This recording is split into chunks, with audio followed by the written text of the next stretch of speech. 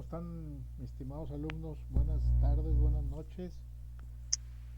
En este 30 de enero del 2024 ya se acabó el año, es decir, ya se acabó el mes. Buenas noches. Buenas noches, Rapidísimo. maestro. Buenas noches, buenas noches, Buenas noches.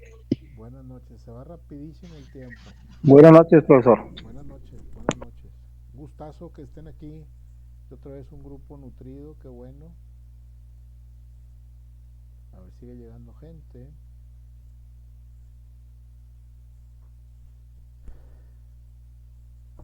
Venía corriendo, pues, suspirando todavía.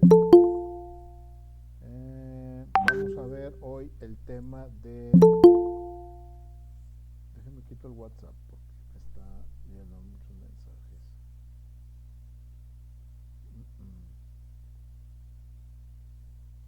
Este, vamos a ver hoy el tema, el patrimonio, ¿sí? Con este tema iniciamos formalmente el curso, ¿sí? La sesión pasada fue la sesión de bienvenida, de platicar, de revisar el aula, de ver algunas preguntas, algunas dudas, este, pero hoy iniciamos con el tema del patrimonio, que al final de cuentas, ¿qué es el patrimonio? Pues es el conjunto de cosas que nosotros vamos generando conforme vamos siendo económicamente activos, ¿sí? Entonces, ¿y qué va a pasar al final con ese patrimonio? Pues es lo que vamos a heredar, ¿sí? Hay gentes que tenemos poquitas cosas, hay gentes que tenemos mucho, este, y así no de todo, ¿sí? Pero por eso se trata la vida, de generar para mantener una economía activa, que esté fluyendo y que pensemos cuando se llegue el momento a dónde vamos o a quién vamos a dejar todo eso que hemos generado o creado, ¿no? Entonces, pero el patrimonio, como su nombre lo indica, engloba muchas cosas, y es lo que vamos a ver ahorita, ¿sí? Y como en todo, los romanos están ahí siempre presentes, son los que le iniciaron con esta dinámica, con esta tendencia de qué vamos a hacer con todo lo que estamos creando, con todo lo que vamos adquiriendo, este, y empieza ahí en esa época la idea de pasar a otras personas nuestros bienes, ¿sí? Bueno, les voy a compartir la presentación, estamos grabando, ¿sí? Para que al final puedan repasar la sesión. Sigue llegando gente y sigue llegando gente. Muy bien. La sesión pasada creo que llegamos a 67, a ver si lo logramos ahorita, ya falta un poquito. Bueno, por respeto a todos los que ya llegaron, vamos a comenzar.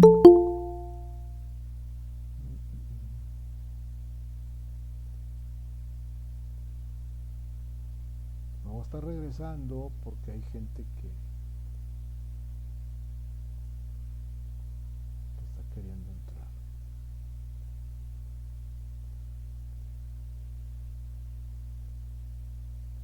Voy a estarme yo aquí moviéndome.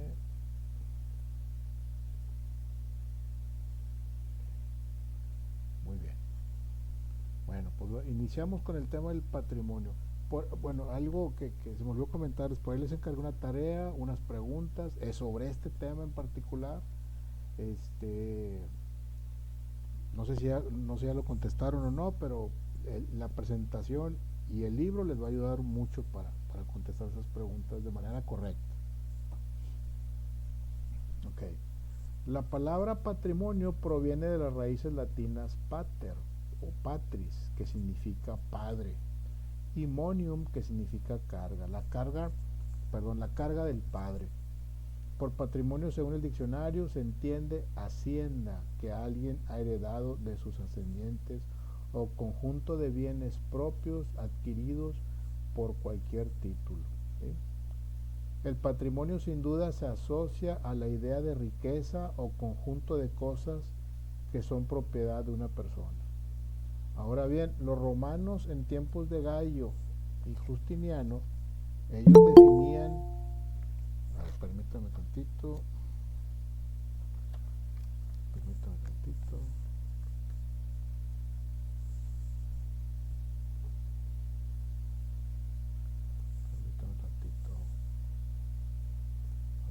Todos. Se me junta aquí la gente que quiere entrar. Permítanme un segundo.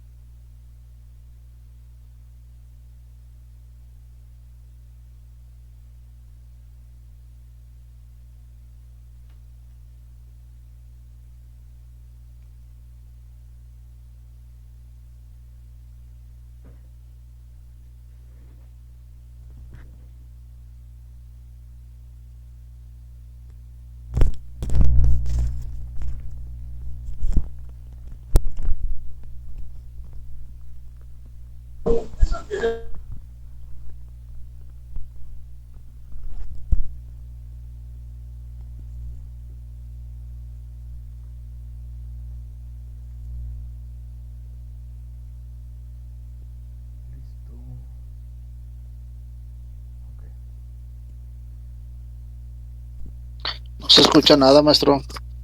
A ver. Todavía no hablo. ¿Sí me escuchan ahí? Ok. Sí, maestro. Muy bien. Muy bien. Se escucha muy bajito.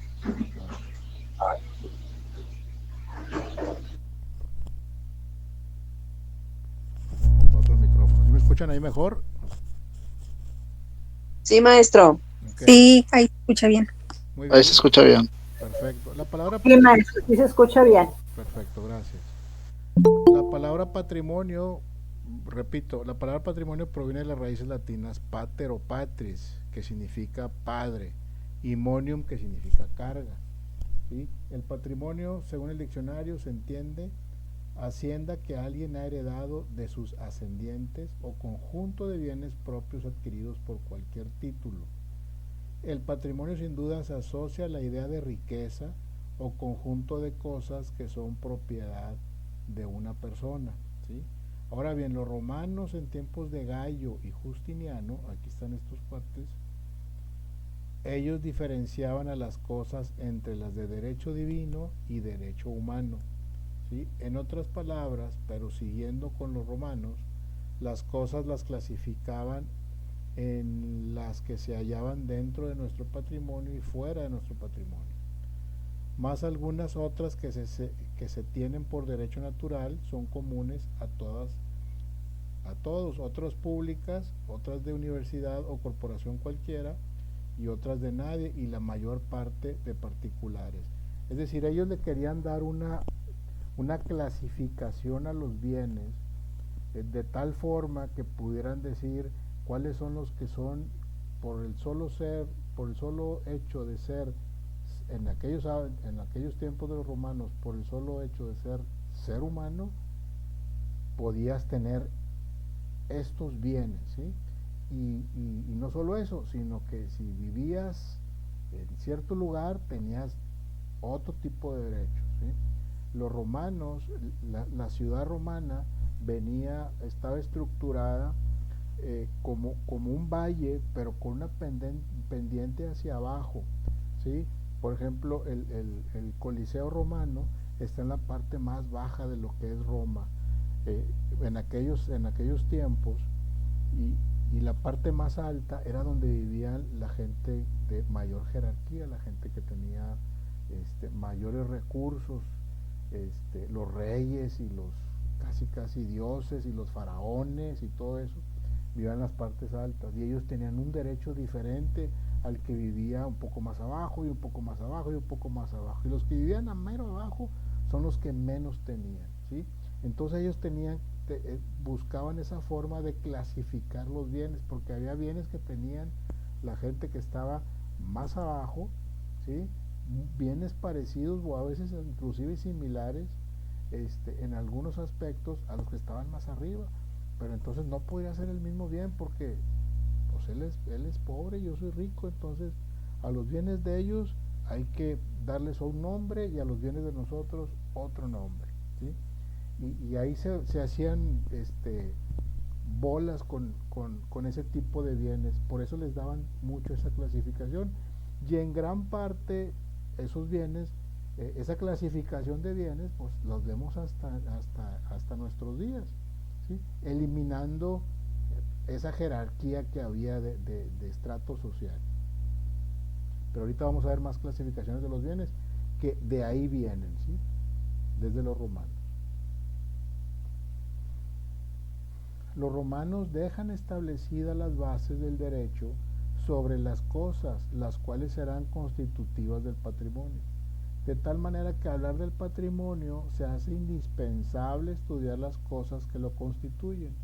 Los romanos definen a la cosa más allá de las cosas materiales, la cosa más allá de las cosas materiales, ¿sí? Los romanos denominan cosa, res en latín significa cosa, a todo bien patrimonial, distinguiendo así entre res corporales, cosas en sentido estricto, y res incorporales, cosas de existencia jurídica, como la herencia, los créditos y los derechos sobre las cosas ajenas, porque también le llamaban cosa, como dice aquí, a los derechos que teníamos, a la herencia, al derecho a un crédito, el derecho sobre las cosas, ya era una cosa, ya era algo que tenía hasta cierto valor inclusive, ¿sí? Con lo anterior podemos ver que los romanos definían a la cosa diferente a la definición moderna, ya que este último se limita al mundo corporal. Hoy por hoy cosa es algo que puedo yo tocar, algo que puedo yo, que sea tangible, que lo pueda sentir, ¿sí? Esa es una cosa, esa es la definición moderna. Pero como podemos ver aquí, los romanos hacían una bola de clasificaciones y de divisiones y etcétera. Ahí imperaba mucho también todo lo religioso y lo no religioso. Haz de cuenta que había dos vertientes, los que eran religiosos y los que no eran religiosos. Y eso también definía un estrato social. Con respecto a las cosas en sentido jurídico, estas se refieren a los objetos materiales sobre los cuales pueden recaer derechos y que por su naturaleza son jurídicamente comerciales o se encuentran en el comercio, como los siguientes. Aquí empezamos a ver. Entre la res in comercio, o sea, las cosas en comercio, que son susceptibles de apropiación privada y que veremos más adelante. Las cosas muebles e inmuebles, muebles e inmuebles. En el derecho romano definía los inmuebles como el suelo y cada una de sus parcelas, sean edificios, siembras o plantaciones. Todo lo demás se consideraba como muebles. Para definir muebles e inmuebles, pues es muy sencillo. Muebles, pues son cosas, objetos que se pueden mover, ¿sí? E inmuebles, pues son los objetos que no se pueden mover. Hoy en día, para ser más claros, es todos los inmuebles, pues, todas las casas, los terrenos, todo lo que no se puede mover, se le consideran inmuebles. Las cosas sin dueño son las cosas que no pertenecen en propiedad a nadie, como la casa en el monte, pero que pueden adquirirse por ocupación. Con la casa en el monte, así lo clasificaban antes, pero hoy en día pues es una actividad, ¿sí? Es una acción. Las cosas consumibles son aquellas que tienen por derecho ser consumidas o enajenadas mediante uso, como los víveres o el dinero, ¿sí? Las cosas fungibles, las que se miden en peso, número o medida, como los granos, vino, cereales, azúcar, etc., ¿sí? Las cosas divisibles. A ver, alguien me está... quiere entrar gente, perdón.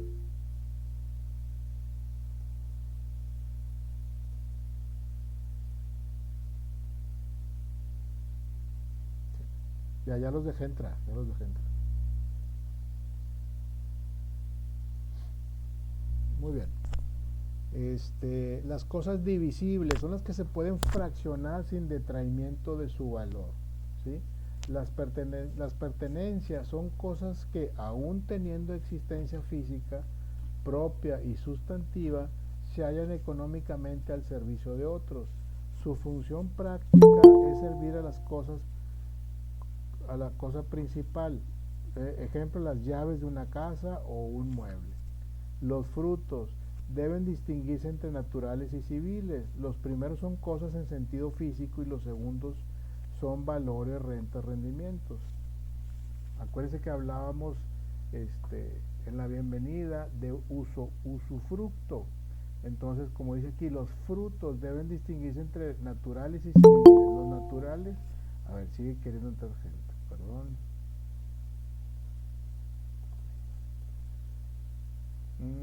Los frutos deben distinguirse entre naturales. De los frutos naturales, pues estamos hablando propiamente de los frutos naturales, ¿sí? Y los civiles, ¿cuáles son? Los derivados de un usufructo, los derivados de un contrato de usufructo, ¿sí? De ese contrato yo obtengo un fruto de esa propiedad, por ejemplo, ¿sí? Si me están dando en usufructo una casa o un terreno, bueno, pues ese yo lo voy a rentar, lo voy a trabajar, lo voy a sembrar y voy a obtener un fruto, un beneficio. Esos son lo que se le llaman frutos civiles, ¿eh? Pregunta de examen. Cosas fuera de nuestro patrimonio.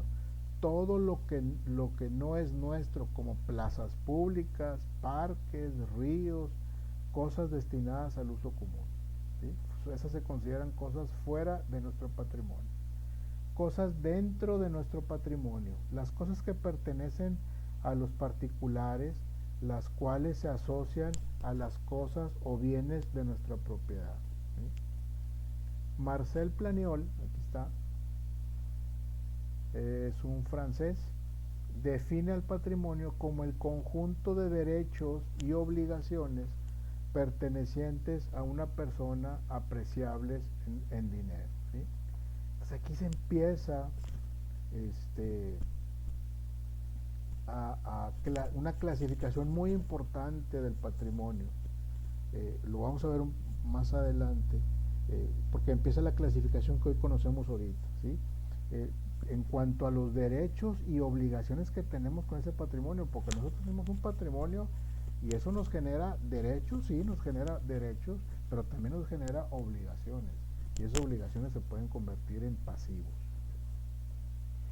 De acuerdo a la definición de patrimonio desde el punto de vista económico o de evaluación, finalmente el patrimonio se mide en dinero. Desde el punto de vista económico de evaluación pecuniaria, comprende dos elementos, ¿sí? El activo, que se compone por todo aquello que dentro de la masa patrimonial tiene un contenido económico que beneficia a su titular, es decir, todos los bienes y derechos pertenecientes a una persona. Jurídicamente, este se integra por el conjunto de bienes y derechos que son susceptibles de apreciación económica o pecuniaria, expresados en derechos reales y derechos de crédito. Los derechos reales son poderes jurídicos del sujeto respecto de los bienes sobre los cuales recae esta potestad legal y que las demás personas como sujetos pasivos están obligadas a respetar y no interferir en su ejercicio. Los derechos de crédito consisten en prestaciones u abstenciones que el titular de ese patrimonio como acreedor puede exigir a uno o varios sujetos que son sus respectivos deudores el cumplimiento de las prestaciones o abstenciones de contenido económico. ¿Sí? ¿Qué significa esto? El activo es todo lo que yo tengo, ¿sí? Todos los derechos que yo tengo. Si yo tengo casas, terrenos, tengo acciones en algún deportivo, tengo acciones sobre una empresa, ¿qué más se me ocurre? Tengo vehículos antiguos, tengo transporte, tengo trailers, tengo todo este tipo de cosas. Pues ese es mi activo, ¿sí? Ese es mi activo, del patrimonio que tengo, esa es la parte activo, del activo que yo tengo, ¿sí? Pero también ese patrimonio tiene un pasivo. ¿Cuál es el pasivo que tiene ese patrimonio? Pues lo que tengo que pagar para poder tener ese patrimonio. Por ejemplo, si tengo muchas casas de renta, pues yo tengo que pagar el impuesto predial, por ejemplo. Tengo que pagar el mantenimiento de esa casa, ¿sí? Si yo tengo acciones en bolsa, pues tengo que pagar, ¿verdad? Para seguir comprando, ¿sí? Acciones. O si tengo acciones en un deportivo, pues tengo que pagar el mantenimiento. Ese es mi pasivo. Forzosamente la gente que tiene activos, es difícil que no tenga un pasivo. El pasivo está intrínsecamente vinculado al activo. Entonces, el pasivo es ese. Es una obligación que tengo sobre el patrimonio que tengo. Una obligación que tengo sobre mis activos. ¿Sí? Dice, el pasivo o parte negativa del patrimonio se integra por el total de las obligaciones del titular del patrimonio. Esta obligación jurídica entre dos personas, una de ellas denominada deudor, sujeta a otra llamada acreedor, que le puede exigir una prestación de carácter patrimonial. ¿Sí? Para el acreedor o sujeto activo, el contenido de la obligación es un derecho de crédito que se traduce en parte de su activo, en tanto que desde el punto de vista del deudor, el contenido obligacional representa un pasivo. ¿Sí? Bueno, hay gente, una empresa que yo le doy algo de servicio ahí de legales, pues ellos tienen varias líneas de crédito, ¿sí? Que no están usando, pero ahí están por si se requiere. Entonces, ese es un activo que tienen, ¿sí? ¿Cuándo se convierte en pasivo? Cuando ya lo usan y lo tienen que pagar, ya se convirtió en un pasivo, ¿no? Entonces, eso es algo que vamos a ver y que lo tenemos que tener presente en todos lados y entenderlo muy bien, porque a la hora que ustedes van a heredar, todo el mundo dice, oye, qué padre, heredaste, o vas a heredar, tu tío tiene mucho dinero, tu papá tiene mucho dinero y tiene muchas casas y tiene muchos terrenos, qué padre, vas a heredar eso. Sí, pero también va con el pasivo. O sea, todos los activos que vas a heredar van con un pasivo, acompañado de un pasivo. Tienes que seguir pagando el predial, y si es una propiedad que tiene algún gravamen, tienes que seguirlo pagando. Y en las herencias, no puedes decir, ¿sabes qué?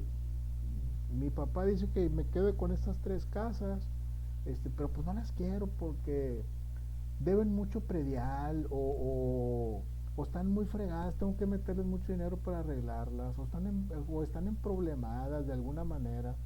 Mejor estas no quiero, nomás quiero esta. No, señor, o quieres todo lo que te heredaron o no quieres nada. ¿Sí? Es todo o nada.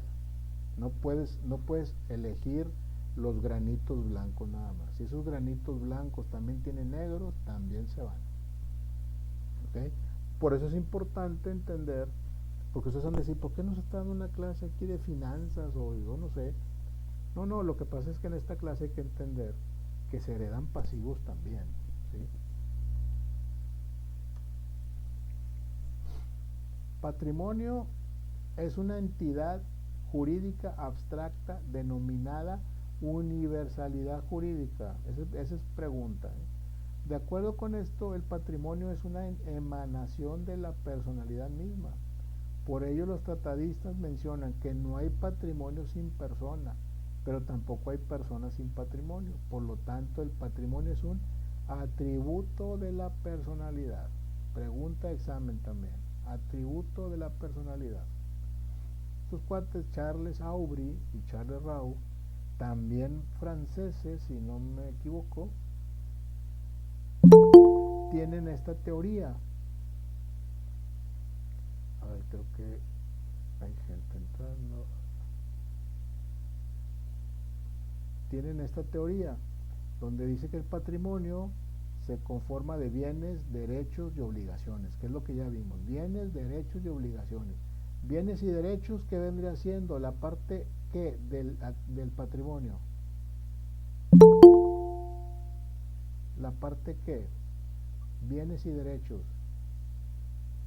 la parte activa, la parte activa del patrimonio y las obligaciones, La pasiva. la pasiva. Muy bien. Entonces, habiendo patrimonio, forzosamente hay una persona, y bueno, no siempre, pero ¿Quién, yo? Una persona forzosamente tiene un patrimonio. Esa es la definición más aceptada del patrimonio como atributo de la personalidad, encabezada por Charles Aubry y Rao. Dice, las teorías acerca del patrimonio se crearon a principios del siglo XIX, con el auge de las legislaciones modernas. Hay que recordar que los romanos, si bien desarrollaron más que exhaustivamente del estudio y la legislación sobre las cosas o bienes, ellos no elaboraron teorías acerca del patrimonio. Fue hasta después de la Revolución Francesa que tomó auge la legislación y con ella las diversas teorías que daban sustento a las instituciones y figuras del Código Civil, destacando las teorías sobre el patrimonio. ¿Sí? ¿Qué son las teorías? Son opiniones sobre el patrimonio donde diferentes juristas definen el patrimonio de diferentes maneras y hay juristas que se encargan también de opinar en contra de algunas teorías, ¿sí? Como por ejemplo aquí tenemos a Aubry y Rao, que es francés, Francis Jenny, que también es francés, Marcel Plagnon, pues son franceses, creo que él es inglés, no me acuerdo, Julian Bontes, no, creo que son franceses todos. Bueno, la teoría clásica del patrimonio dice, es el conjunto de bienes de una persona considerando como una universalidad de derechos, es decir, una más de bienes que de naturaleza y orígenes diversos y materialmente separados. No son reunidos por el pensamiento más que en consideración al hecho de que ellos pertenecen a una misma persona. Aubry y Rao, que es los que estamos viendo acá, ¿sí? Que es la más aceptada. Y luego, ¿quién la critica? Francis Jenny. Dice, es inútil por ser incapaz de servir de justificación a todas las soluciones legales y se ve en la necesidad de condenar muchas de ellas como flagrantes atentados a la lógica, pasando por alto que la técnica jurídica no es para dominar la ley, sino que está justificada solo si la explica por entero. Es peligrosa, otra opinión del mismo Francis Jenny, es peligrosa porque sin sus ideas preconcebidas que lo impiden tendrían lugar a muchas construcciones que la jurisprudencia puede y debe hacer por sí misma. Él la critica de qué manera, él se le hace como que en tan poquitas palabras englobaron todo, Aubry y Rao, ¿sí? En una definición corta englobaron todo lo que significa el patrimonio y cómo está dividido. Y este cuate Francis dice, oye, espérame, ¿cómo que en tan poquitas palabras quieres englobar todo lo que es el patrimonio? No, el patrimonio es algo más complejo, tienes que apegarte a la ley, no tienes que dominar la ley, hay que analizarla, hay que revisarla, hay que balancearla, etcétera, etcétera, y empieza él a meterse en ese rollo, ¿no? Marcel Plagnon y Georges Ripet dice, una postura, dice, es el conjunto de derechos y obligaciones pertenecientes a una persona, estimables en dinero. Si se quiere expresar su valor con una cifra, es necesario sustraer el pasivo del activo. ¿Cuánto vale tu patrimonio? ¿De cuánto estamos hablando cuando tienes un patrimonio? No, pues todas mis casas valen, todas juntas, pues son 5 millones. Sí, compadre, pero tienes que restarles el pasivo de ese patrimonio. ¿Cuánto debes de mantenimiento? ¿Cuánto debes de predial? ¿Cuánto debes de esto? Etcétera, etcétera, etcétera. Entonces, si tú tienes 5 millones y de prediales debes 500 y de multas porque no desmontaste el terreno, etcétera, pues ya no son 5 millones, ya ahora son 4,800. Ese es tu activo, ese es tu activo. Y luego una posición de Julian Bontes. El patrimonio se traduce en una masa de bienes activos y pasivos que representan un valor económico de conjunto. La idea de patrimonio está indisolublemente ligada a la idea de personalidad. El patrimonio está ligado a la idea de personalidad no solamente en el sentido de que es imposible concebir un patrimonio sin una persona. En otras palabras, el patrimonio comprende dos elementos distintos, uno subjetivo y otro objetivo. Esas son teorías, las tenemos que ver porque de todo esto se van derivando las definiciones de cada cosa. Y siempre ustedes como abogados, todo lo que digan tiene que tener un sustento, ¿sí? Tiene que tener un fundamento. No pueden decir las cosas nomás porque sí, ¿sí? Nomás porque lo escucharon por ahí o porque lo leyeron por acá.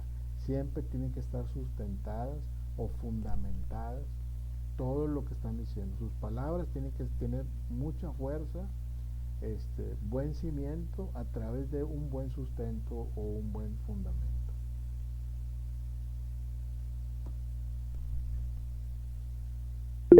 Nos queda muy claro que vamos a pararnos tantito. Daniela Solís, ¿quiere decir algo? Sí, profe, más bien una pregunta. Entonces entiendo que mi activo viene siendo mi casa y los pasivos pueden también entrar lo que son los impuestos, el agua, Claro. la electricidad. Claro, exactamente. Ese es tu pasivo. Ah, ok. ¿Sí? Sí, gracias. Laura Zúñiga. Ya no, siempre no. Del tema. En base a que tenemos que tener las bases y los fundamentos, eso los vamos a ver en esta misma clase, en esta misma tetra, por decirlo así. Sí, pues, o podemos buscar información adicional o sería más adelante. Ustedes pueden, aquí estamos viendo los fundamentos, por eso le estoy poniendo las teorías, ¿sí? Sí. Porque de ahí eso es un fundamento de lo que hoy entendemos de lo que es patrimonio de pasivo y activo, ¿sí? Ajá, entonces, sí. Pero ustedes, a lo que me refiero, yo estoy hablando más en general. Ustedes ya siendo abogados, cada cosa que hagan, cada cosa que escriban, cada cosa que salga de su boca, ¿sí? En el ámbito jurídico lo tienen que tener bien sustentado, ¿sí? Ok. Bien sustentado, fundamentado, para que no, ¿por qué dices eso, abogado? ¿Por qué estás diciendo eso? Que usted les pregunta, ¿por qué estás diciendo eso? Espérame, aquí lo dice el Código Civil del Estado de Nuevo León, dice en su artículo tal, ¿qué es esto? ¿Sí? Y me ampara la Constitución, la máxima ley, también lo menciona. Entonces, a eso me refiero, que hay que tener todo bien sustentado. ¿Sí? Cuando ustedes hacen una demanda, cuando ustedes, una demanda ejecutivo mercantil, porque van a cobrar un contrato que no se cumplió, por ejemplo, ¿sí? Hay dinero de por medio que no se pagó. Cuando ustedes redacten esa demanda, tienen que sustentarla, ¿sí? Yo quiero que esta persona me pague ahorita con tantos intereses, tanto dinero de gastos, tanto dinero de costas, tanto dinero de esto, ¿sí? Porque incumplió esta cláusula, porque de acuerdo al artículo tal del Código de Comercio dice que es esto y esto y esto. Por ejemplo, un cheque, ¿sí? Estoy demandando que me paguen un cheque, ¿va? Porque me dieron un cheque en pago, yo lo fui a cambiar y no tenía fondos el cheque, ¿sí? Entonces, pues voy a demandar a la persona que me dio ese cheque, ¿va? Porque no me quiere pagar, ¿sí? Entonces, yo tengo que hacer una demanda, ¿sí? El cheque se convierte en mi título de acción, ¿sí? Ese va a ser para empezar, ya estamos hablando de un fundamento. Esa demanda que vamos a hacer, ¿cuál es su fundamento? ¿Qué fue lo que creó esa demanda? ¿Sí? El cheque, un cheque rebotado, un cheque sin fondos. Ese es el fundamento. Y luego, de acuerdo al Código de Comercio, el cheque que se dio en pago y no tenía fondos, de acuerdo al artículo tal, especifica que se está cometiendo un fraude, que se tiene que exigir el pago con los intereses, con los intereses que corresponden, ¿sí? La ley lo dice, entonces tienes que fundamentar eso. Todo lo tenemos que fundamentar. Todo lo que decimos en esta carrera hay que fundamentarlo. Y más si lo estamos escribiendo. Y el juez no crean que lo sabe todo de todo a todo. Tiene un juez que está sentado en el escritorio, ve un montón de cosas y tiene mucha experiencia.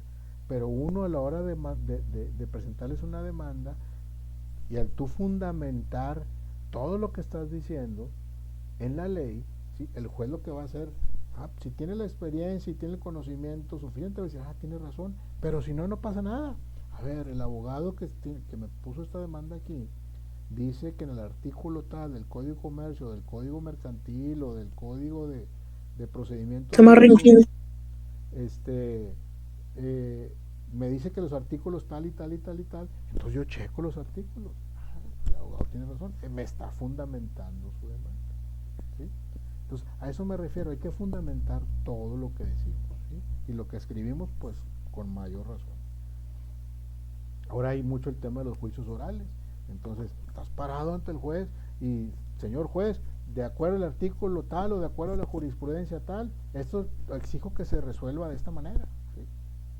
Entonces, nomás nosotros nos empezamos a ser como portavoces de lo que decimos, ¿no? ¿Okay? Un pequeño paréntesis. Gracias, compañera Laura, porque era importante señalar eso. Sí, gracias. Yo era también la duda, entonces ya veo que sobre la marcha podemos ir empapándonos más del tema. Claro, por supuesto.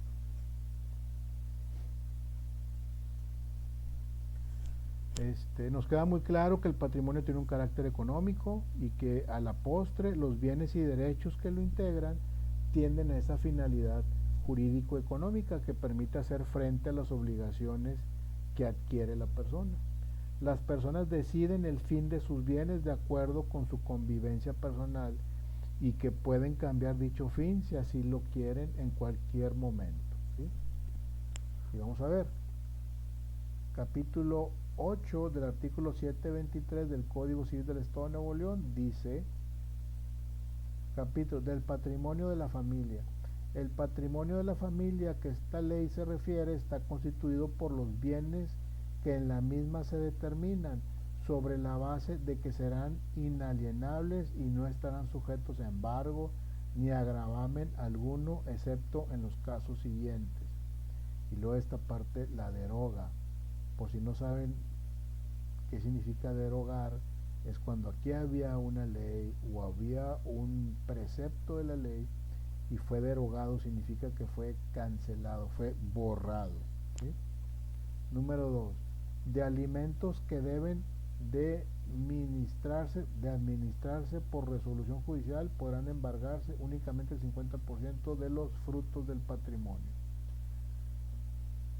Cuando se demuestre judicialmente que medie gran necesidad o notoria utilidad para gravarlo exclusivamente con el fin de construir, ampliar o mejorar los bienes. En ese caso, liberados los bienes del gravamen, continuarán efectuados al patrimonio de familia.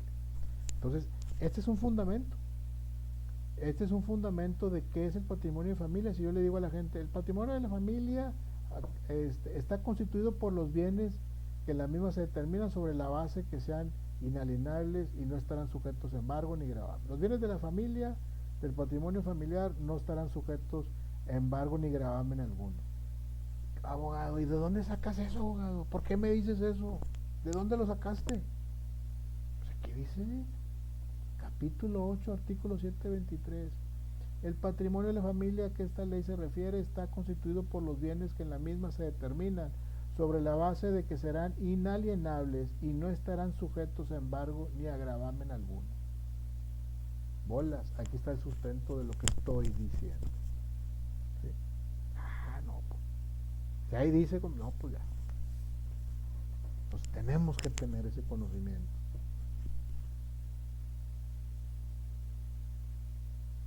Empiecen a ver el código como consejo, empiecen a ver el código, agarren el Código Civil. Se los dije en la primera sesión, ahí está en internet, se baja muy fácil el Código Civil del Estado de Nuevo León. Y empiecenlo a ver para que se vayan dando cuenta el contenido que tiene. Y les va a dar mucho sentido a lo que están haciendo, ¿sí? Es más, es como un libro, se ganchan y lo empiezan a leer y se ganchan y otra cosa, y mira, y empiezas a recordar, me acuerdo que a mi compadre le pasó algo parecido y aquí dice cómo se resuelve, o aquí dice que no está bien, o cómo es, ¿sí? O recuerdo mi mamá le pasó, o a mí me pasó, o a mí me va a pasar, o estoy en una situación parecida. El Código Civil, ahí viene todo. El Código Civil regula nuestra actividad privada, ¿sí? Todo lo que hacemos todos los días, cuando compramos un carro, cuando compramos una casa, cuando firmamos un crédito, cuando nos casamos, cuando nos divorciamos, cuando nos morimos, todo está en el Código Civil.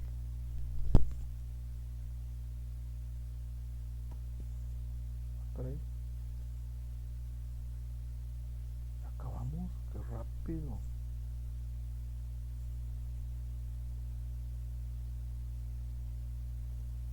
Preguntas.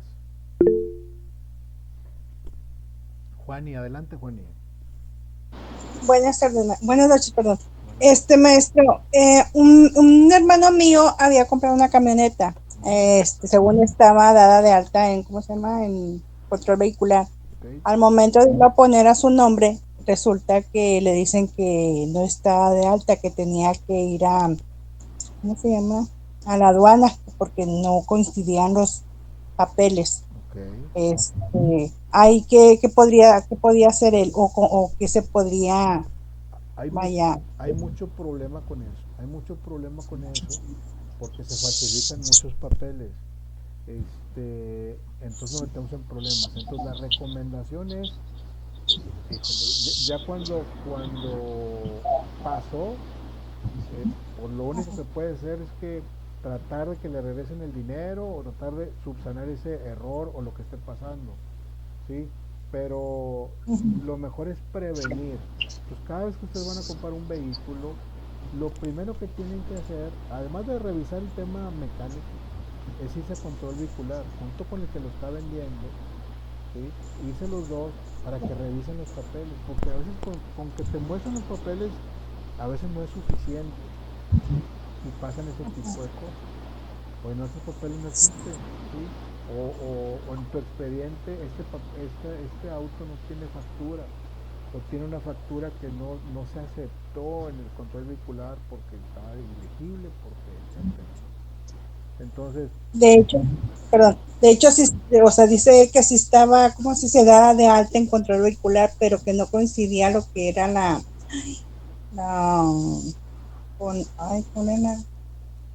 bueno, era un papel de serie, supongo. Sí, ajá, sí. Sí, sí, pues. Sí, el número de serie con otro, ahí es que no recuerdo cómo dije que era. Pero total que tenía que ir a la aduana para que checara todo eso, porque la cuenta que ya después fue a buscar a la señora, pero resulta que ya no vivía ahí. Eso es lo que pasa, hay que irse más atrás. Siempre que pasa una situación de esas, hay que irse más atrás, vamos a obtener más antecedentes del vehículo. Y a veces es bueno para sí, está complicado, ese tipo de cosas. Han pasado un montón de veces. Por eso hay que hacer eso. Y si hay un problema, pues no te lo compro, compadre. No te compro el carro porque pues me voy a meter en problemas, ¿no? O lo que hacen es, ¿sabes qué? Pues si hay un problema, entonces pues te lo compro más barato, ¿no? Más barato y después veo cómo lo hago.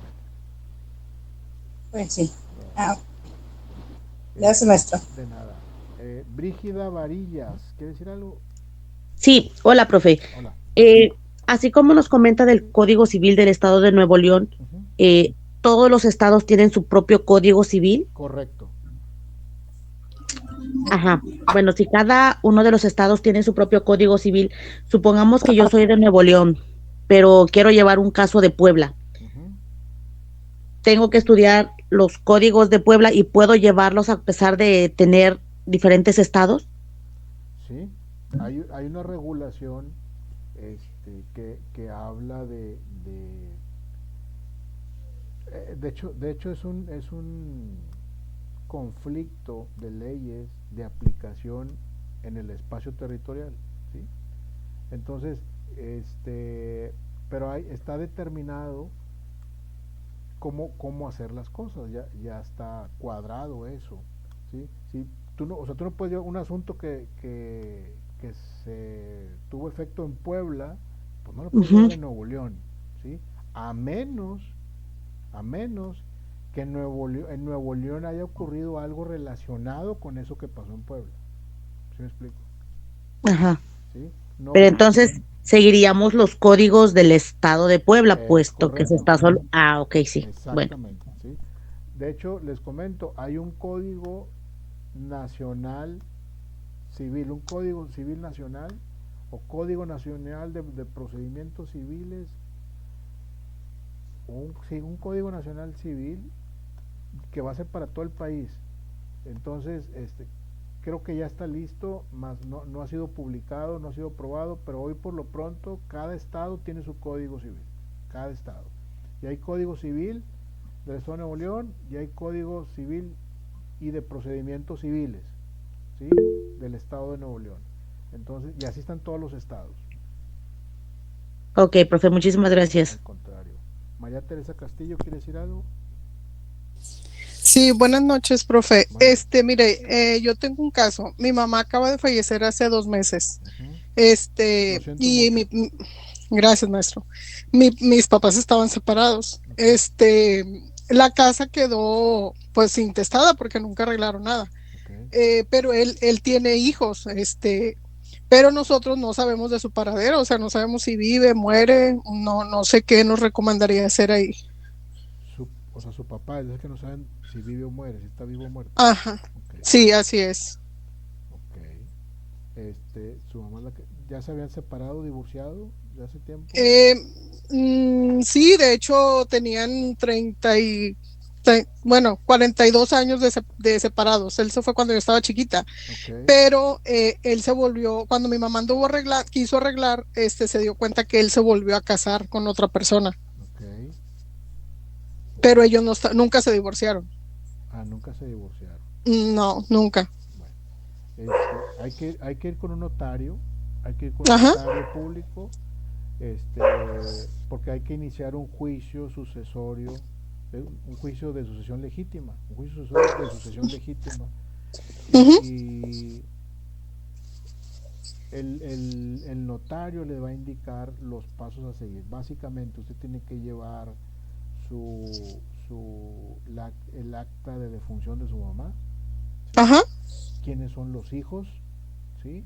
Reconocidos y si no hay más, etcétera, las actas de nacimiento de los hijos, si puede llevar las escrituras de la casa, ¿sí? O con el solo hecho de mencionar que está esa casa, si nomás es ese patrimonio que hay, y luego el notario pues, va a generar el procedimiento, se va a comunicar con el juez, le va a mandar un exhorto a un juez de lo civil para iniciar el juicio sucesorio, y a su vez van a tratar de buscar a su papá. Seguramente el notario le va a decir, pues búscalo y hay que avisarle porque aquí sigue casado, ¿sí? Ajá. Siguen casados y hay que buscarlo y pues tiene que aparecer, ¿sí? Y eso pues, puede demorar el procedimiento, ¿verdad? Ok, pero por ejemplo aquí, o sea, él tiene 2 actas de matrimonio, o sea, la de mi mamá y la de la otra persona, porque él se casó en Ramos Arizpe. Ok, él no se debió haber casado, no debió haberse casado, su matrimonio actual de Ramos Arizpe no es válido, ¿sí? Ok. Nadie se puede casar hasta en tanto no estés divorciado, no te puedes volver a casar hasta en tanto no estés divorciado. De hecho, lo puedes hacer, pero la ley no lo permite, ¿sí? Ok. Entonces, exactamente, la bigamia no es leal. Entonces, con la persona que está casada, sería bueno avisarle que, pues, que el señor sigue casado, ¿sí? Porque a la hora de heredar o algo, pues ellos no están casados, ¿sí? O sea, a la hora que ellos presenten un acta de matrimonio, van a decir, no, pues no estás casado, porque tú estás casado acá, ¿sí? Ok. ¿Sí? Ok. Pero sí, hay que buscarlo, definitivamente. Así estamos nosotros con un tema de un hermano de mi mamá buscando a un sobrino. Bueno, en este caso, por ejemplo, nosotros sabemos dónde vive y la última vez que lo vimos, pues ya estaba él ya muy malito. Lo que nosotros no queremos es, esa casa mi mamá la mantuvo durante todo este tiempo. Nunca le pidió nada y él nunca se hizo cargo de nosotros ni de nada. Entonces, nosotros no queremos, o sea, la casa, digo, son bienes materiales que al final de cuentas no van a regresar a mi mamá. Pero tampoco queremos que esas personas se queden con algo que mi madre mantuvo, porque él nunca se hizo cargo. Entonces, no sé si sería bueno buscarlo o mejor dejar las cosas así para que ellos tampoco tengan derecho, porque al final de cuentas ellos son hijos legítimos y creo yo que les corresponde el 50% de la casa. Así es. Sí, mira, a veces está mal que yo lo diga, pero balanceando las cosas, dices tú, pues mejor así me quedo, ¿verdad? Sí, exacto. Es algo que ustedes tienen que evaluar y pueden ir con un notario y plantearles la situación y a ver qué les dice. Ajá. El notario conoce de esos asuntos. Ok, bueno, muchas gracias, maestro. Al contrario. ¿Quién seguía? Sigue llegando gente.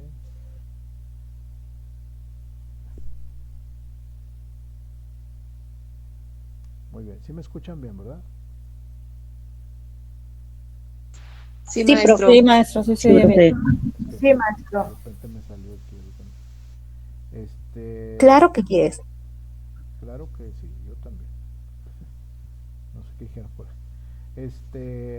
Pues bueno, si no hay otro duda, otro comentario, damos por concluida la sesión. Por ahí les dejé un SCORM. Espero que no tengan ningún problema para hacer ese SCORM. Es muy sencillo. Hay que leer la presentación. Básicamente era esta presentación con ligeros cambios. Miriam, ¿quiere decir algo? Sí, maestro, buenas noches. Buenas noches. Nada más es una duda en cuanto a lo que, bueno, de los bienes. Mi duda es, últimamente he visto por si en el Facebook que hay casas que están muy deterioradas, muy viejitas o en colonias que no son tan buenas, de tanto prestigio, y las venden, no sé, en 1,5 millones, 1,100,000. Mucha gente pues obviamente le da risa, ¿verdad? Y yo quiero saber en qué se basan, porque posiblemente me ofrezcan una casa, que estoy interesada, pero en qué se basan para darle cierto precio. O sea, si la casa tiene, no sé, la colonia vamos a decir que tiene como unos 40 años más o menos, y en ese tiempo nunca se han cambiado tuberías, cosas así, ¿verdad? El mantenimiento pues básico, vamos a decirlo así. Tiene grietas la casa y esas cosas. ¿En qué se basan para ajustar un precio? O sea, decir, bueno, yo lo quiero dar, no sé, en 1,000,000 de pesos, aunque la casa esté hecha un basurero, ¿no? Sí. O sea, muy mala. ¿En qué se basan? Mira, las casas, donde quiera que estén, se determinan se toman en cuenta dos cosas para tomar su valor, ¿sí? El terreno y la construcción, ¿sí? De hecho, los prediales están separados, valor del terreno y valor de la construcción, ¿sí? Entonces, eso por un lado. Para determinar el valor de una propiedad y un valor que sea válido, lo tiene que hacer un valuador, un perito valuador, ¿sí? Entonces, ese perito valuador lo que va a hacer es que, pues ellos son expertos en eso, van a ver la casa y van a decir, a ver, esta casa tiene 35 años, tiene 40 años, seguramente trae problemas de tubería. Entonces, ellos le bajan hay unas variables que tienen ellos que modifican y dices tú, pues esta tiene un valor, si el máximo es 10, pues tiene un valor de 3, ¿sí? Porque seguramente su tubería está mal. Oye, las ventanas son de fierro, ¿sí? Los marcos de las ventanas son de fierro, no son de aluminio, entonces el del fierro ya casi no se usa, entonces pues un valor menor, ¿sí? Y así empieza a evaluar la construcción, ¿sí? La construcción por dentro, qué elementos tiene, si los baños son más o menos de lujo o qué acabados tiene por dentro de la casa, y eso tiene un valor, ¿sí? Entonces ahí le dan un valor a la casa. Y luego el terreno, bueno, pues cuánto mide el terreno, si el terreno tiene pendientes, si no tiene pendientes, si está plano, si está regular su forma, o sea, si es totalmente cuadrado o es irregular, y ahí van haciendo ellos sus cálculos. Y en el caso, ay, perdón, discúlpame. Y en el caso, por decir, de cuando es el patio, vamos a decirlo así, son edificios. El patio era, en sus inicios, era comunitario, vamos a decirlo así, o sea, el mismo patio corría hacia las dos casas de la parte de abajo, y pues lo tenían que usar las dos casas de abajo, las dos casas de arriba. Entonces es como que el porche, el pasillo y el patio antes no eran privados, ¿verdad? O sea, porque eran comunitarios, tenían que pasar por ese pasillo para ir al patio a atender. Luego después pues ya se pusieron de acuerdo y la de abajo pues ganó todo el espacio de lo que es el porche, el pasillo y el patio, pero a mí me decían que eso no cuenta, porque eso era comunitario, pero igual si ya está cerrado, ¿sí cuenta? Hay que ver qué uso le dieron o qué pasó con eso, porque eso se le llaman áreas comunes. Si es un edificio y tiene un patio abajo, es un área común. Las escaleras, los cubos de las escaleras se consideran como como áreas comunes, y eso es de todos, ¿sí? Eso legalmente es de todos, las escrituras así lo dicen. Entonces habrá que ver cuando son propiedades en régimen de condominio, así se hace. O sea, tú eres se me fue el nombre, tú eres dueño, se me fue el nombre. Está el edificio, cada quien tiene su departamento, y los pasillos, las escaleras, los patios abajo que dan acceso al edificio, y si hay un parque ahí que pertenece al edificio, son áreas comunes. Eso nadie las debe de tener de manera individual, es para todos, ¿sí? Proindiviso se llama, propiedades en proindiviso. Entonces algo pasó en la historia de esa propiedad, que yo no sé por qué alguien se quedó con eso, ¿verdad? No debería. Pues de hecho todos los edificios les pasó lo mismo. Todas las casas que están en la parte de abajo se quedaron con los patios y los porches. Y es que a lo mejor pasó el tiempo, ellos se fueron quedando de abajo porque pues ellos están abajo, más fácil se empezaron a ir adjudicando el área, y pues nadie dijo nada, y el tiempo les va generando un derecho, pero en teoría, si están bajo el régimen de condominio, no, la ley te dice dónde están tus áreas comunes, ¿sí? En la escritura inicial de cada propiedad les debe de decir, las áreas comunes son estas, ¿sí? Entonces ahí dice, oye, pues ¿cómo? Pues aquí dice mi escritura que el área común es esta y tú ya la agarraste, ¿verdad? Entonces es como un despojo de inmueble, haz de cuenta. Todos los vecinos tendrían que hacer una demandar a la señora por despojo de inmueble, ¿sí? Y la meten al bote. Oh, wow. Sí, cada día se aprende algo más. Sí. Muchas gracias. De nada. María Hernández, ¿quiere decir algo? Buenas noches, maestro. Buenas noches. También una pregunta escuchaba a la compañera que decía sobre la casa cuando ya queda intestada. Aquí es algo diferente. Cuando la casa queda intestada, pero fallece la persona que viene siendo el hombre, ¿qué pasa ahí? ¿Qué puede uno solucionar? ¿Se pierde la casa o hay solución? No.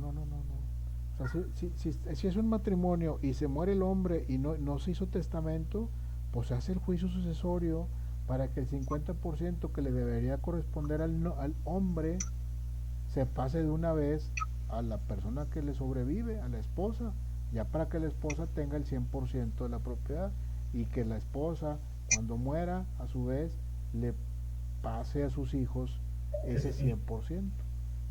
¿Y ahí qué se tiene que hacer, maestro, para poder uno solucionar eso? Pues iniciar el juicio, irse con un notario, iniciar el juicio sucesorio, llevar el acta de función y todo lo que les pide el notario, ¿sí? Eso lo vamos a ver más adelante, más a detalle, pero vayan corriendo con un notario de su confianza, notario público, para que empiecen a armar el expediente, porque les va a pedir bastantitas cosas. Ah, ok, maestro. Muchas gracias. Sí, pero no se pierde nada, nada se pierde. Ok, gracias. De nada. ¿Alguien más? Eli López, adelante, Eli.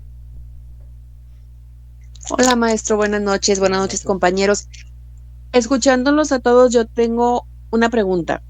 Mis papás tampoco nunca se divorciaron y él se fue pues hace mucho tiempo. Mi madre ya falleció. Él se volvió a casar, nunca se divorció de mi madre. Él está casado, tiene 3 hijos. Mi mamá desde que se divorció se fue a vivir a casa de mis abuelos. Y en esa casa que era de mi madre o que se compró dentro de ese matrimonio, vive él con su nueva esposa y sus hijos. Esa casa por derecho el 50% es mía. Exacto. Entonces puedo pelear esa casa, claro, mi 50%. Claro, tú puedes pelear esa casa para que en escritura diga que el 50% es tuyo y el 50%, si estaban casados por bienes mancomunados, que el 50% quede a nombre de tu papá, pero el 50% es tuyo. Entonces, ¿qué va a pasar? Que tu papá te va a decir, ay, espérame, pues no me conviene, ¿verdad? Que te quedes con el 50%, porque si yo quiero vender la casa, te tengo que pedir permiso a ti para vender el 50%. Entonces, a lo mejor te va a decir, pues, ¿cuánto quieres, verdad? ¿Cuánto quieres por el 50%? Pero sí, tú vete con un notario, murió mi mamá y quiero ejercer mi derecho de sucesión en una sucesión legítima, ¿qué tengo que traer? Pues te va a decir, tráeme el acta de defunción, tráeme el acta de matrimonio, tráeme tu acta de nacimiento, y el juez va a hacer, o el notario, el juez y el notario juntos van a hacer, a buscar si no hay otros hijos por ahí, o que tengas tu hermanos o algo, porque pues ellos también les va a tocar. Si eres hija única, pues nomás te va a tocar a ti el 50%. Tú vas a llevar el 50%, exactamente. Gracias, maestro, muy amable. Al contrario. Mari Hernández, hoy hablé con ella. Maestro, dígame. Le iba a hacer otra pregunta. Aquí somos 7 hijos, pero si uno es el que quiere quedarse con la casa y no quiere que nadie de los demás tengamos derecho, ahí sí se puede hacer eso. Pues no, claro que no. De hecho se puede, de hecho me refiero de en la realidad pasa, pero no se puede quedar con ella. Si en el testamento no está solamente él, pues no se puede quedar con la casa. ¿Y si no hay testamento, maestro? No importa, ustedes tienen derecho, los 7 hijos deberían de ser copropietarios de esa casa, ¿sí? Entonces una séptima parte son derechos ustedes, pero hay que ejercer ese derecho. Ese es un derecho que se hace a petición de parte, ¿sí? Si ustedes no lo hacen, nadie lo va a hacer. Entonces hay que ir con el notario, pues, para decirle, tengo esta situación, ¿verdad? Ok. Sí, es un juicio, es una sucesión legítima, hay que hacerla. Ok. Sí. Gracias, maestro. De nada. Manir González, ya no, Laura Zúñiga.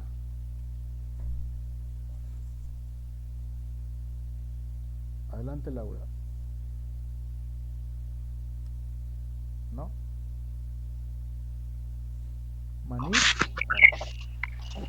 Sí, buenas noches, maestro. Mire, en este caso, por ejemplo, somos, bueno, casos son 10 hermanos. Los 9 hermanos quieren vender y uno no, que vive en la parte alta. Entonces, ahí qué juicio qué se puede hacer, o sea, porque todos los 9 hermanos están de acuerdo en vender y él, pues no, porque yo también soy dueño, ¿verdad? Como está muy amplio arriba en la planta alta, son dos terrenos. Entonces ya las escrituras ya están a nombre de todos, o sea, se arregló lo que fue el intestado. Entonces aquí hay este conflicto del hermano que no quiere vender, que si quiere que venda, él quiere más dinero, o sea, vendo, pero a mí me van a dar más dinero por X razón, ¿verdad? Porque se amplió. Sí, hay un juicio,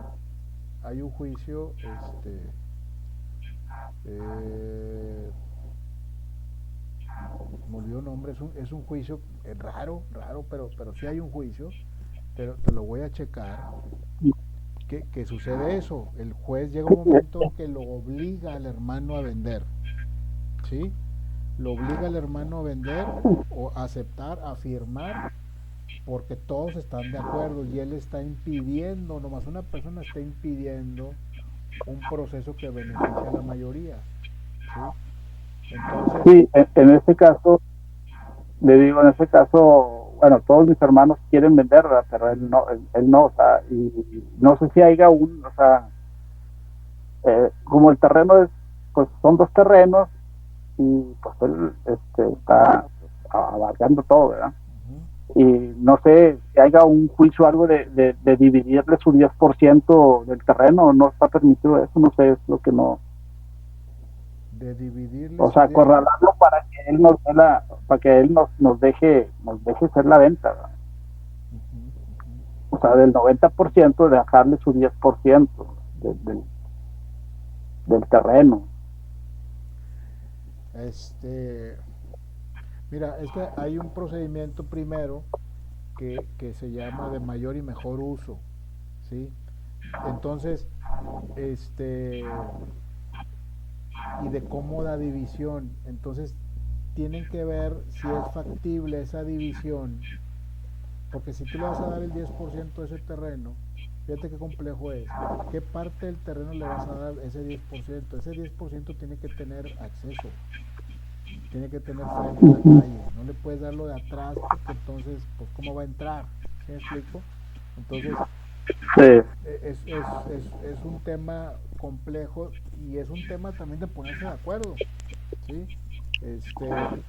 Pero hay un juicio que lo obliga, hay un juicio que lo obliga. Cuando un hermano no quiere vender y todos los demás quieren vender, hay un juicio que lo obliga y el juez como sentencia puede forzar la venta de la casa y le reparte lo que les corresponde. ¿Cómo se llama el juicio? Sí, pero sí se va a juicio, se va largo, ¿verdad? Este tipo de trámite. Son juicios largos, En la próxima clase te digo cuál es el juicio. Ok, ya está, maestro, gracias. De nada.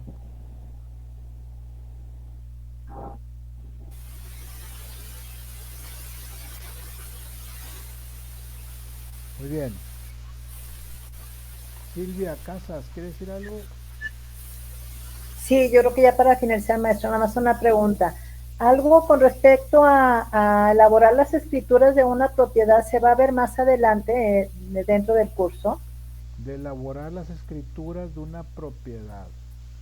Sí.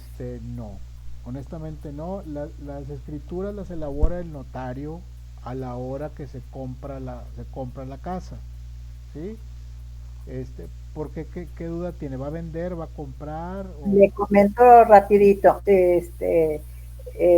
Mi papá compró la casa, bueno, fue el terreno, y hace más de 60 años, mi papá ya tiene 26 que falleció, y en su tiempo no hizo las escrituras. Okay. Entonces, fallecieron intestados, papacito y mamacita, lo del juicio ya está. Okay. Incluso mis hermanos me dejaron como albacea. Okay. Todos viven en Estados Unidos. Entonces, pero tenemos el contrato de compra-venta, las letras donde se pagó puntualmente y todo, y ahora por falta de escriturar la casa, pues para poder venderla y pues repartir entre los 9 hijos. Claro, entonces, ahí es donde estoy ahorita, estamos atorados, pero bueno, no es pregunta de clase, nada más era para ver. Sí se puede, todo se puede. ¿Cómo conseguir asesoría para poder escriturar? Porque el dueño de la fábrica donde producen los acumuladores LTH, que yo lo conocí, yo tenía como unos 8 o 9 años, falleció, mucho antes que falleciera mi papá. Incluso el hijo de él ya falleció también hace muchos años. Pero la fábrica ha cambiado de nombre, no sé, 100 veces, o a lo mejor. Sí, pero él vendió, él en representación, no fue que don Ricardo Cantú, que en paz descanse, vendiera, no, vendió don Ricardo Cantú, así dice en el contrato, en representación de acumuladores mexicanos LTH. Claro, o sea, le vendió acumuladores entonces. Bueno, sí. Perdón, hay gente que se está despidiendo, les agradezco mucho que estuvieran aquí. Nos vemos la próxima clase, igual a las 9 de la noche el próximo martes. Señora Silvia, sí se puede, gracias a ustedes, sí se puede hacer, está complejo, sí se tarda, porque hay que generar el contrato de compraventa es muy importante, ¿sí? Es su documento muy válido, ese no lo voy a perder, porque ese es su documento base de la acción que vaya a iniciar. Bueno, es que son muchas cosas las que hay que hacer, pero sí se puede, sí se puede. Inclusive ustedes pueden tomar esa pues que está mal que lo diga, pueden tomar esa propiedad como si fuera posesión por todo el tiempo que han estado ahí, y luego hay un procedimiento donde le preguntan a todos los vecinos si ustedes lo reconocen como que siempre han vivido ahí. Pues obviamente ellos van a decir que sí, entonces hace un documento y luego el juez pregunta a catastro, pregunta a registro público de la propiedad, y pregunta aquí, pregunta allá, para buscar que nadie esté o que nadie tenga un adeudo, que esa propiedad no tenga ningún adeudo con esas instituciones, y se genera un documento especial, un documento, lo genera un juez, ¿sí? Y con ese documento ya puede usted escriturar, ¿sí? Ok. ¿Sí? Si se puede, si gusta, digo, tal vez le pueda yo recomendar a alguien que le ayude con eso. Sí, eso iba, si hubiera oportunidad, porque ya hemos librado muchas batallas, pero gracias a Dios ya estamos ya en esa etapa de proceder a ver si podemos escriturar. Y pues sí, ahí nos criamos, y gracias a Dios hay muchos vecinos que aún viven de aquellos años, de 65 años para acá, y bueno, más todo lo que usted dice, los documentos, el contrato, las letras, porque hicieron 17 letras, ahí están de pagado, y el pago del predial desde esa fecha que papacito compró hasta el de este año, que lo acabo de pagar la semana pasada. No, eso vale mucho.